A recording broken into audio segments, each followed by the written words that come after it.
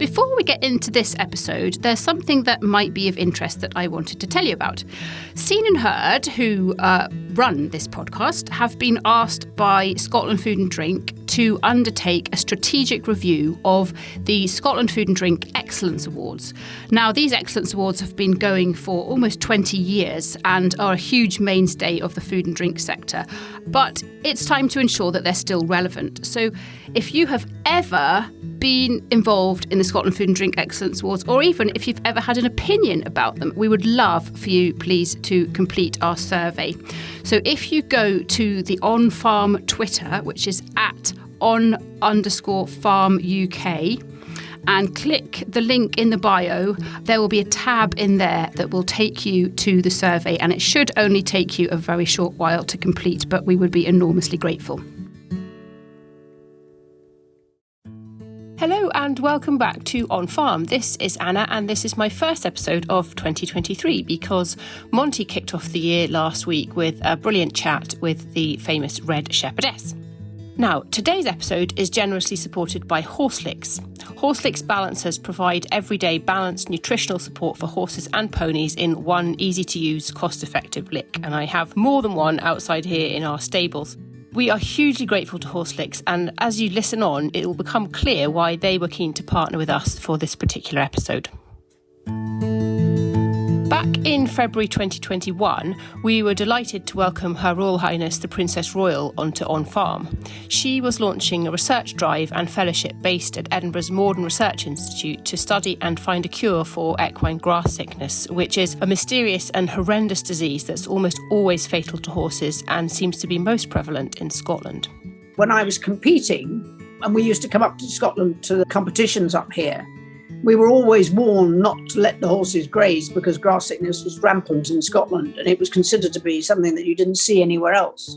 And yet the history of grass sickness goes back to the early days, to the origins of the Moredun. So it's an old disease, but it's been unbelievably difficult to pin down. And here we are a century later, and we're still going round some of the boys again. It is still a seriously difficult disease to get a grip of. We also heard back in 2021 about how grass sickness had recently killed 5 horses at Her late Majesty the Queen's Balmoral stud. Princess Anne is, of course, the patron of the Moredun Foundation and a horse lover herself, so there are lots of reasons why this is an issue she really cares about. Every time I go to the Moredun, I catch up with the grass sickness research. It always needs that little extra kick, a little extra momentum and funding to hopefully make that a real step forward.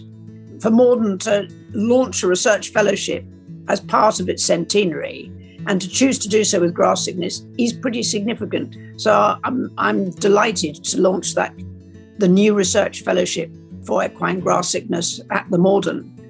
And I hope there'll be lots of people who'll be interested, apply for it and fund it. So today, we are nearly 2 years on, and we are hearing about the latest developments from the fund and on equine grass sickness research, hearing from 2 people at the heart of the project. Hi there, my name is Anne Logan. I am chairman. I have the privilege to be chairman of the Equine Grass Sickness Fund. I am a veterinary practitioner and have worked in mixed practice for longer than I'd care to mention, and I now just do some equine work. And so I'm very interested in grass sickness, obviously. My name is Beth Wells. I'm a principal investigator at the Moredun Research Institute, and I'm the lead for the Equine Grass Sickness Fellowship project at the Moredun. Well, ladies, thank you very much for joining me. Now, Monty actually had the privilege of creating the 2 previous episodes we have done about equine grass sickness, and he, I think, got slightly starstruck when he spoke to Her Royal Highness the Princess Royal. But I've taken over for these 2 because I'm just as horsey as Monty, and I've been following the journey of the Equine Grass Sickness Fund and the Moredun and the Fellowship and all of the things we're just about to talk about. And we'd love an update, basically. basically. That's why I'm here. It was February 2021 that you last spoke with Monty. That's nearly 2 years ago from when we're recording now, and really excited to find out what's been happening with the Equine Grass Sickness Fellowship in that time. So I might start with you, Beth, if that's okay, because we spoke to you for the last 2 episodes back in 2021. And at that point, you had a new member of staff undertaking the fellowship who'd only been in post for a week. Tell us, if you can, in your own words, what's been happening in the last almost 2 years. Hi, Anna. Yeah, this is great to get an update, actually, because it's made me really look back and think, right, what have we achieved in the last couple of years? And really, there's a massive list, so I don't know quite where you want me to stop and start. It was right at the beginning of the project that I spoke to Monty last. We've done a huge amount, and looking back at that interview, it was been all about raising awareness, about collecting samples for the biobank, about getting vets' practices involved and horse owners involved in looking at the research and bringing all the researchers together and having a really out-of-the-box look at what's been done and perhaps what we need to do going forward. So that's basically where we are now, 2 years into the fellowship. I think we have about 1,500 samples in the biobank. And these would include animal and environment, and that was one of our main aims, was to broaden out the research into all areas that we think could be involved. And as you probably know from the previous podcasts, we don't know the causes. So it was really all directed to try and identify the causes if we possibly could. Yes, and you've mentioned a couple of them already. I picked up when I have listened to the previous episodes that, the causes could be related to weather, climate, soil, environment, biology of the animal, so many different things. And I think we'll come on and talk in a bit more detail about some of those things if we may. But for the benefit of those people who perhaps haven't listened to our previous episodes, they haven't heard the interview with the Princess Royal and others. So I might come to you, Anne. Can you tell us a little bit about what equine grass sickness is and in fact why there is even a fellowship and a fund in the first place? Equine grass sickness in simple terms is a paralysis of the gut. The horse is dead inside. It's a tragic disease because if the horse has acute grass sickness, then there is no chance of survival. So it's a very emotive and sad disease for the owner. There are 3 forms of grass sickness we call acute, subacute and chronic. And the chronic cases we think perhaps is just if there's a causal agent, it may be the amount of that causal agent that the horse ingests or is subject to that will allow it to actually survive the disease. For the acute and subacute cases, there's no chance of survival for acute and minimal chance of survival for subacute. So basically what happens, the gut stops working. So in acute cases, the horse doesn't eat and they rapidly lose weight and become very tucked up. We call it a greyhound abdomen. They take on the shape of a racing great greyhound. From a vet's point of view, the diagnosis of grass sickness is based on quite a few different factors. There's no one definitive clinical sign that we can say is grass sickness, but when you put 4 or 5 different things together, you can probably say that this horse does have grass sickness. And obviously with post-mortem, then you can decide, you can confirm your diagnosis then. Mm-hmm. From the Equine Grass Sickness Fund website, I picked up actually that the disease is 80% fatal. So 80% of these acute or subacute cases, whereas you say there's nothing that can be done.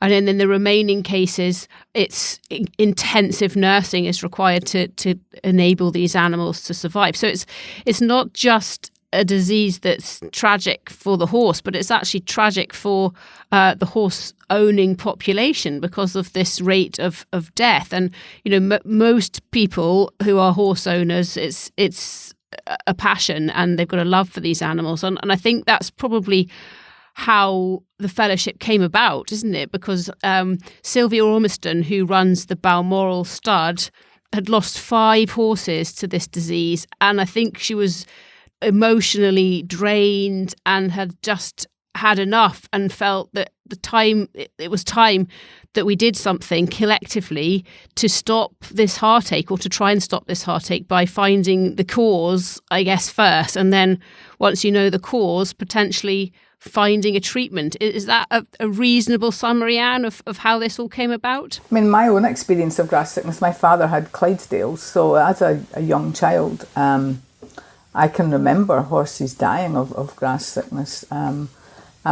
then obviously as I grew up, we had ponies on the farm, and we every 2 or 3 years we would lose one to grass sickness. And there was obviously an inevitability that if you were a horse owner in an area where grass sickness was prevalent, that it was almost an accepted risk that you will lose one or two every few years to grass sickness. 1907, I think, was the first case that was diagnosed, and I'm also involved with the Royal Highland and Agricultural Society, and in our archives there's in 1924 there's a really good article describing grass sickness by a gentleman called John Toker, and what he describes is exactly the same symptoms and the whole plethora of clinical signs of grass sickness, and it's exactly the same as we see now. I mean, there have been theories from 1924 onwards, and Beth, as you know, we're still looking at these theories and trying to find the causal agent. It's an enigma of a disease. That's exactly it. There's been so many theories in the past, and none of these have either been proved or disproved completely. So we can't ignore what's happened in the past, and we're taking that forward with all our new approach. And I suppose that's it. It's 100 years, more than 100 years that this has been a diagnosed illness. It's been affecting horses and obviously people for that time. And the theories are there, but now it's time to try and, as you say, prove or disprove those theories. I mentioned having familiarised myself with the disease a little bit, biology, environment, soil, weather. How has the research over the last 18 months, 2 years, been looking into the various possibilities and theories, Beth? Can you talk us through a little bit more about what's been happening with regard to maybe narrowing down or focusing or whatever you've been doing? Because I'm fascinated. Obviously, I want, like we all do, I want us all to get to the end point and find that cause and find that treatment, but there's a lot of work to go meantime. So what's been happening? I'd love to know. Yes, well, so the project started off really as a biobank project. So the first thing we realised was it's such a difficult disease because we can't have a trial, we can't have experimental trials, if you like, because we don't know what causes it. So we have to rely on getting samples from field cases. So there is nowhere in the country a really good catalogued biobank of samples to interrogate. So without that, we can't research anything. We just can't move forward. So the first job was actually to set up a national biobank of samples from both the horse. So these are either post-mortem tissue samples or pre-mortem or post-mortem bloods, urine, faeces, saliva. And these have then been correctly processed and biobanked available for all researchers to use that have a project to investigate equine grass sickness. Along with those, we've got soil, pasture, and readings such as climatic data. Now, the first 2 years has really been all about setting that up, because that's been a massive task on its own right, because there's no point in setting up a biobank unless it's correct. And along with that biobank, we have a questionnaire survey, which is out for all horse owners at all times. And the links to that are on the Equine Grass Sickness Fund website.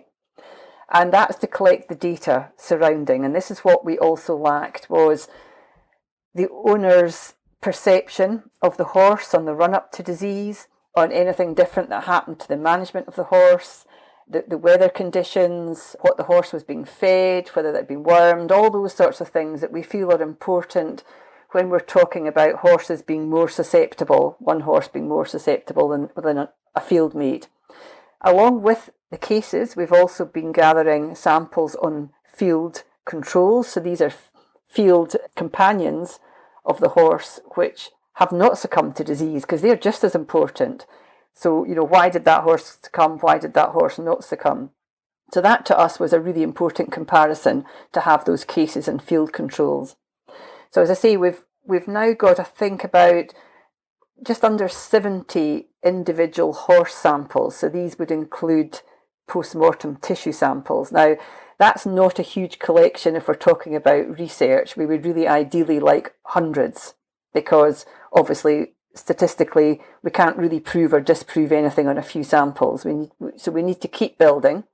We need to keep appealing to owners and vets to join the biobank and to do the utmost they can to persuade owners in what is a really difficult time for the owner to actually give us samples, and particularly post-mortem samples. And we understand that, so we try and do that as sympathetically as we can.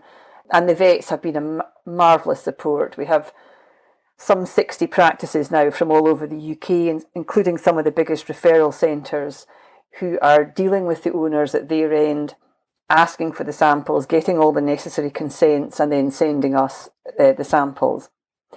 So that's really where we are. In terms of research, we've only just started to interrogate some of these samples. Now, research is slow and it's frustrating, and it's very frustrating to the owners, much more so than the scientists, who don't realise that we're very slow.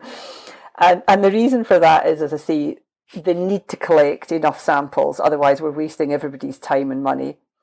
But also to get this properly funded.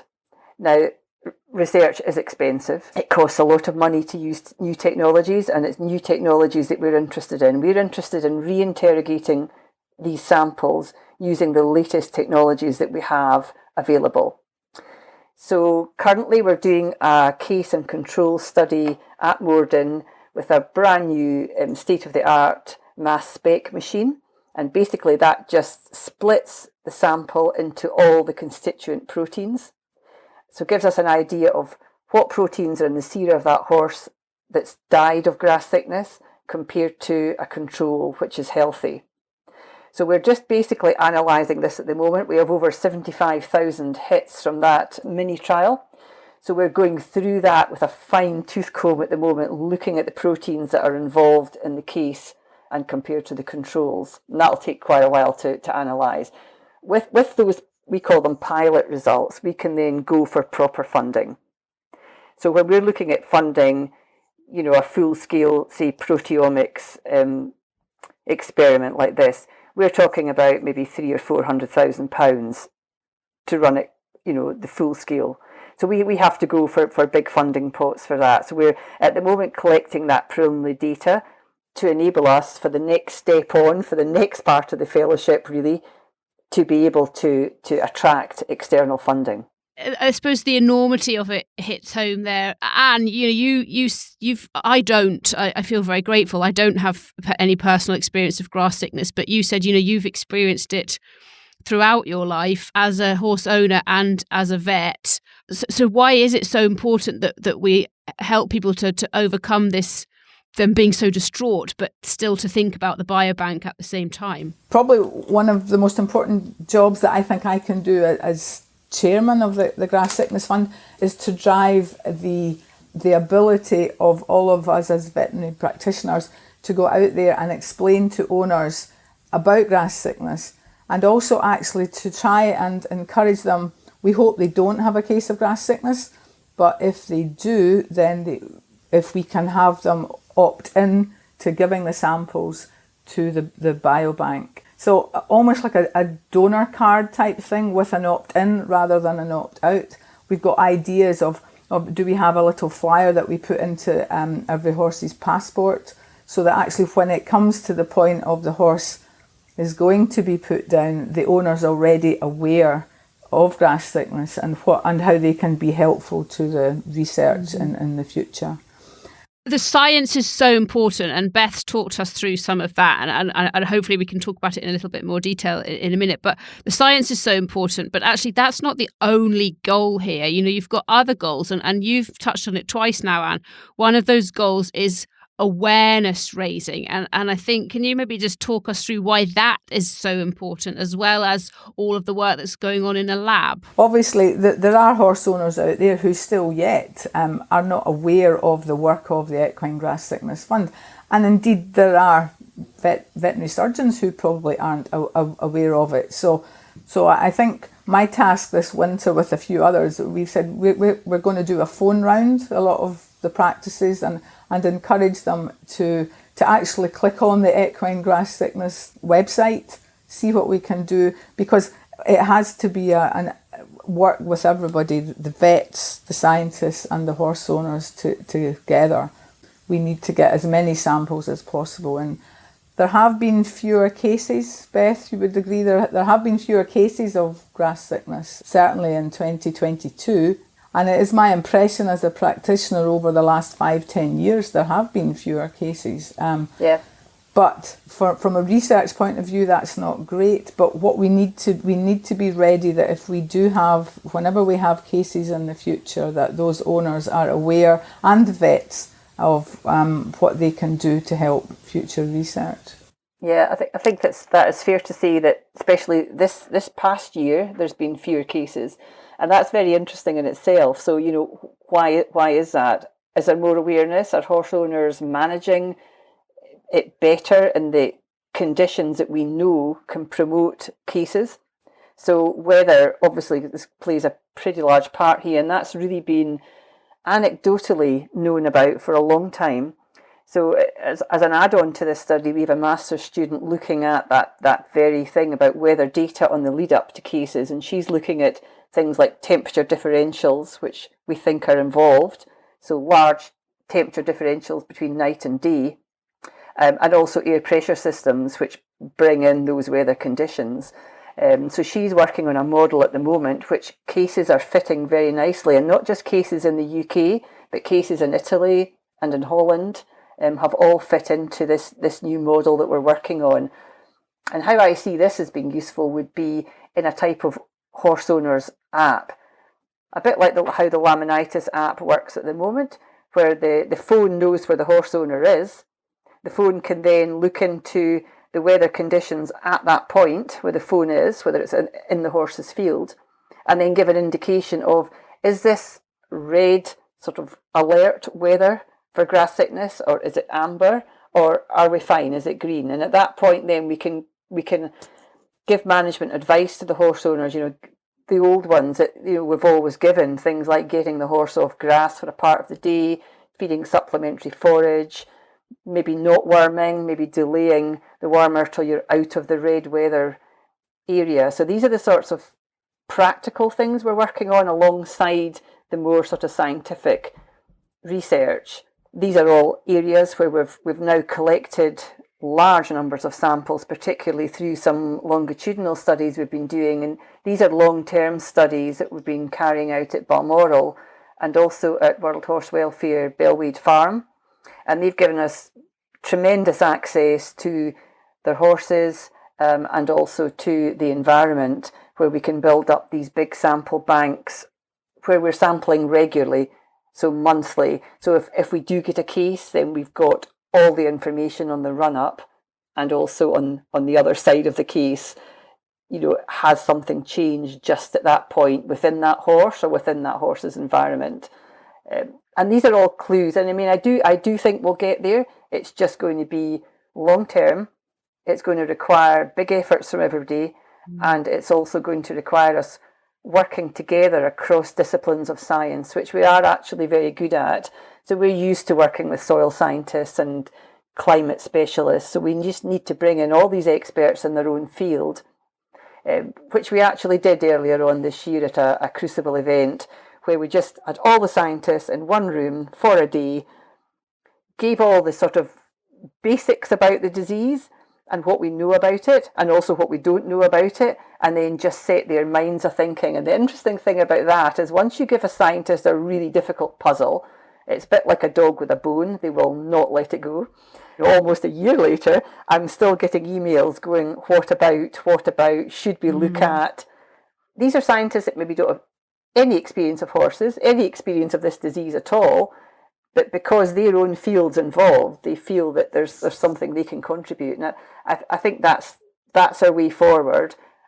And I think this is the approach we need to continue with. That's really great to hear, actually, Beth, because when I was listening back to the last episodes of the podcast that we did, you mentioned twice, I think, actually, how desperate you were to get all of the experts together physically in a room, because last episodes were in lockdown. So I'm so pleased that you've been able to do that and you've been able to get people talking. Anne, there won't be a definitive answer to this, I know, but I'm curious. Do you think there are a lot of cases of grass sickness that never come to light? Oh yes, I think so. I think especially with the acute cases, because although everyone is supposed to monitor their horse every day, we know that is not the case. So it is possible that what is apparently a sudden death is not actually a sudden death, but the cause is acute grass sickness. I think also it's because there's no one definitive test that we can say that we can do on the horse to say it is or isn't grass sickness. There's no doubt there will be, animals that are put to sleep saying that it isn't grass sickness when it actually is, and vice versa. In an ideal world, I suppose, if we had endless amounts of money to have many more post-mortems, that would be the key. If we could have, horses that die or are put to sleep for any other reason, if they could be post-mortemed. But all of that costs such a lot of money. And of course with horses, you have this emotional tie that you don't have with cattle and sheep, for example. If this was a disease of cattle or sheep, Beth, research would have been going on leaps and bounds by now, wouldn't it? That's the difference. Yeah. It's because you have this emotion, and the horse is not an agricultural animal, therefore we are not party to having government funding and things for research. Yeah, that's absolutely right. It's we're finding it very difficult to know where to go for funding, because the Moredun is a livestock research institute, and we have obviously a lot of external funding for livestock diseases that because it's a horse, we don't have access to them, so we can't even apply for those funds. So we are restricted in funding, and we don't have government funding for equine work. So there's a double whammy. And I was interesting, I agree with Anne totally. We are only getting the tip of the iceberg in the reported cases, and we report these cases on to our national equine surveillance, so it comes out in the surveillance quarterly reports where these cases are and at what time of year. Now, for example, last year there was a case in Wales where there was a veterinary practice who had never seen a case of grass sickness in that location before. But because 3 of them died within a week, by the time it came to the 3rd one, the owner was really questioning, I can't have killed 3 horses with colic in a week. I just can't have. And she asked for the final pony to be post-mortemed, because that is your gold standard diagnostic, is pathology on the ileal sample. And this horse had grass sickness, this pony. So by supposition then, the previous 2, it's very likely would have been the same. But by that time, obviously, they were gone. So I think there's all sorts of examples like this that are coming up. And as we raise awareness, and owners as well as vets hear about it who are maybe not used to dealing with it, it's suddenly cropping up in areas. For example, this year, most of our cases have come from the southwest of England.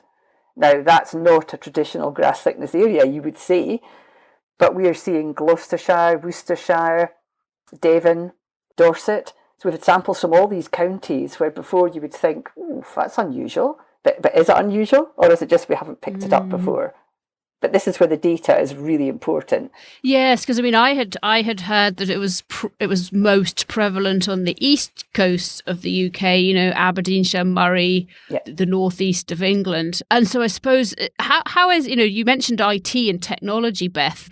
Are you using kind of mapping on a geographical basis as well to map cases? And I'm fascinated to see hear how that works. Yes, that's exactly what it's about as well. It's to we're using GIS mapping. Now, I'm a biologist. I haven't a clue what they're doing, but they produce the most beautiful pictures. And I've just had one sent through from our master's student. So we've got a master's student and we've got an undergrad project student working on this at the moment. And they're looking at mapping cases against various criteria that we know are important. So I've already talked about the weather. We're also mapping it against catchments, against river basins, and I think that's what drives these weather patterns. So things like frost hollows, and so postcodes, what 3 words, all that location data becomes absolutely critical for these projects. And that's, of course, is where our owner questionnaires come in. And again, the owners that have filled in this questionnaire, and we've almost got 100 full questionnaires recovered now, basically are very good at giving us that. So they're giving us almost like a what 3-word location of where the horse died, which enables us to get really accurate weather data, because again, there's microstations all over the place, and we've actually got a microstation at Bellwade Farm at a Boyne now as part of our longitudinal study. And that just allows us to hone in on what is important and what maybe isn't as important. But the maps that come out of this will be stunning, and I think will give a lot of really good information for owners. And I think still we have more cases in the northeast of Scotland than anywhere else in the country. I think that's fair to say. But this year we didn't. And this year the weather conditions in the north were very unusual. So again, when we had those high temperature differential weather, the horses up here, there was no grass. The horses were still in hay, or they were still part stabled. At the same time in the south of England, they had exactly the same weather conditions, but they had grass and they had cases. So you see, we start to make these associations, and then we can use the data to back up the associations, and that's what's never been done before. We've never had the data to back up what we're actually seeing. And this is what these 2 students are working on at the moment. That's on the environmental side of it. So I would say to every biologist, if you're looking at a really difficult disease, hire a geographer. I think that's it. You've got all of these different parts of the puzzle, and it sounds as though actually technology and other disciplines are going to play a massive part in solving this and finding these missing pieces of the jigsaw. I'm fascinated as well by the fact that, and this was highlighted by Sylvia from the Balmoral stud, that every pony that they lost in a 1-year period had been in a field with many other ponies, and yet it was only a handful that succumbed. And I suppose I'm fascinated by what, and I guess it's similar with humans in some respects, but some animals must have some sort of immunity to this. Do you think, Beth, that it's only attacking individuals in a paddock? Yeah, that's certainly one of the areas that is obviously of prime importance, is immunity studies. And like those other studies that we're doing, and that was one of the areas that was pulled out of the Crucible event with all the scientists together as an area requiring further study, is that we have got new technologies now. So from when that was last looked at, we've got much more sensitive methods of pulling these samples apart. So our ability now to perhaps find a toxin that may be in, just micro amounts has really improved. So I think, although owners might say, that's been done before, that's been going on for ages, we do have new ways of looking at it, and also looking at everything as a whole. So not just looking at the microbiome of the horse, which is very important, and what's in the horse's gut, but also looking at the immunology of that horse. Has that horse actually got antibodies that can resist disease, or is it just in a better nutritional and health status? Has something happened to the horse that's disrupted any of its immune response or any of its sort of its microbiome, its normal microbiome in its gut?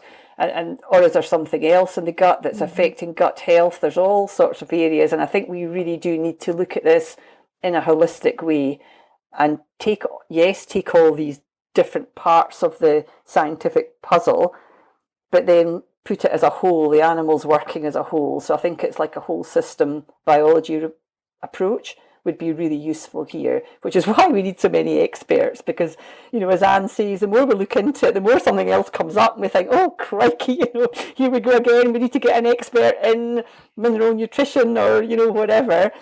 But what I'm so impressed with all these scientists that we've engaged is they're all giving freely of their time and their expertise. And that's massive, for a charity, which the Equine Grass Sickness Fund is, that's incredible. So it is moving forward. It's just going to take time, and I think we need to be patient. We need to collect the data. As you say, tragically, we need more cases, but without the cases and without the samples, we can't move forward.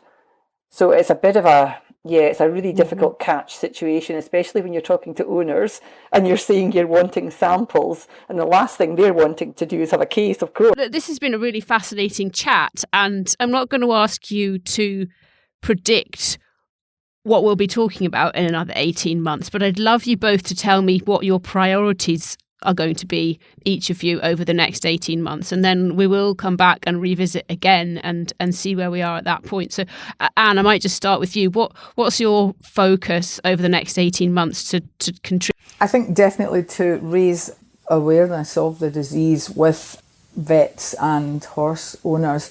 And I think really to push this opt-in attitude that if you have a case of grass sickness, we've already discussed it, and it's not going to be such a difficult process for the vet to say, would you mind if we take samples from your horse for the biobank, or indeed a post-mortem. Also driving forward fundraising. 2022, we've had some marvellous input from people who, Beth and I were at the show in the Black Isle by Yvonne, who I know spoke.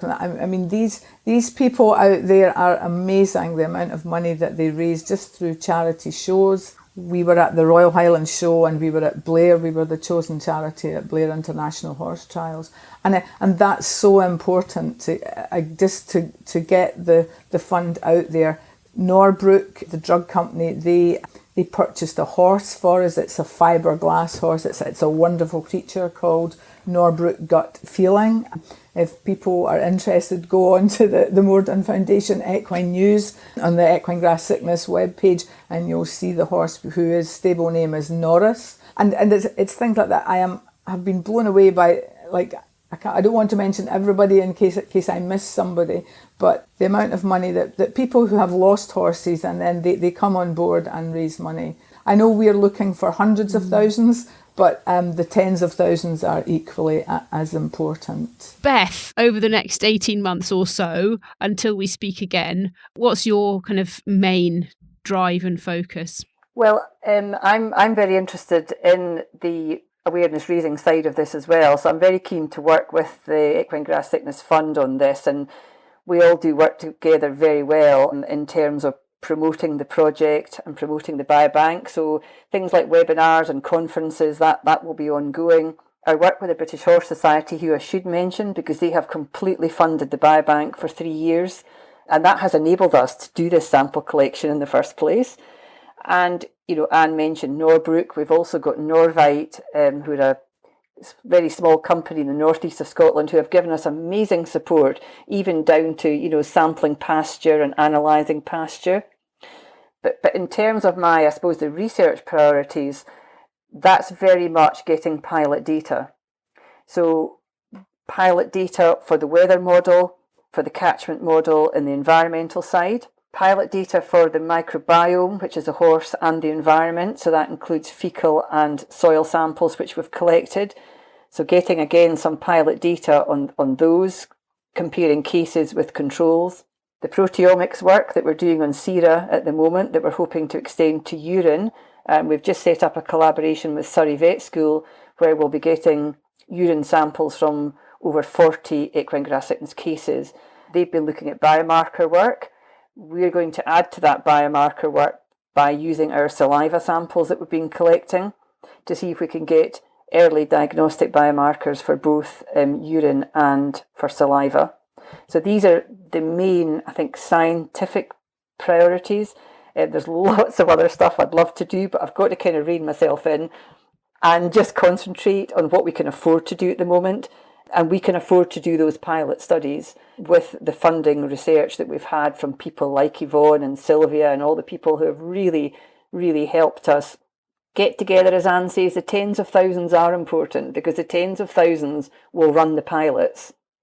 And then we can take that forward to the big hundreds of thousands projects, where we really want to do a big sample survey. That's our best chance of getting the causes, I feel. And we need to get the causal agents, there's no doubt in my mind as well. We're aiming for a vaccine, that's our long-term aim. But we do need to really focus down and get the causal agents first of all. Then we're in a position, vaccines now, we can produce vaccines against parasites. So, there's not many things you can't produce a vaccine against if you've got enough funding, as COVID has shown. In fact, that's what we quite often get asked was, yes, indeed. You got a COVID vaccine in 6 months, what's wrong with you lot? But, throw billions at a problem, you'll get a vaccine. So, yeah, we're determined, and it is a very good team, and I really would like to thank the whole team that's been involved in this. It's involved a massive amount of people giving freely of their time, including people like Anne, but it's not her day job, but she very cheerfully wades in and leads the fund and has a huge network of vets, and this is what's so important. It's using everybody's own expertise to work together. I think that's my big wish for the next 18 months, is we can continue that and really ramp up the results. You are becoming a bit of an expert at this podcasting business, Beth, because that was a perfect way to sum up, I think. It's all about working together, and yeah, it might take time and it will take more cases, but you'll get there in the end.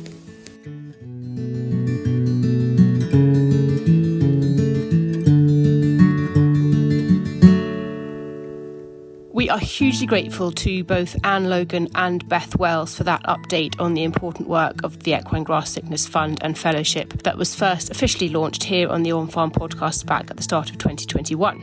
For more information, and particularly if you'd like to support the fund, you can contact Beth directly. She's at beth.wells@moredun.ac.uk, or just get in touch with us on Twitter or Facebook and we can put you in touch. That's about it for me. Just time to say again thank you to Horselicks for their generous support of this episode. The OnFARM podcast only exists thanks to the generosity of them and our other supporters and sponsors. So if you think you can help to keep OnFARM alive, we'd love to hear from you. And finally, OnFARM is made by the team here at Scene&HerdPR and Marketing, so please do get in touch with us if you need any help with your food or farming, branding or business. So take care for now, and I shall see you again soon. Bye.